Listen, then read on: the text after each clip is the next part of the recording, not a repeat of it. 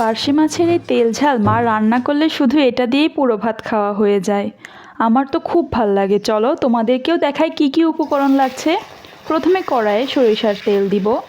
তেলটা গরম হয়ে আসলেই কাঁচা লঙ্কা দিব, একটু বেশি করে দিব, কারণ এই তেল ঝাল রেসিপিতে ঝাল লবণ একটু বেশি দিলেই ভালো হবে। এবার মাছগুলো তেলে ছেড়ে দিচ্ছি। মাছ ভাজা হবে না, মাছ ছাড়ার পরপরই জল দিয়ে দিব। এবার দিয়ে দিব পরিমাপ মতো হলুদ, স্বাদ মতো লবণ, একটু নেড়ে চেড়ে দিচ্ছি। আমি আবারও বলে দিচ্ছি, এখানে কিন্তু তেল আর ঝালটা একটু বেশি করে দিবে, কারণ তেল আর ঝালটা বেশি করে দিলেই এই মাছের তেল ঝাল রেসিপিটা সবচেয়ে বেশি সুস্বাদু হয়।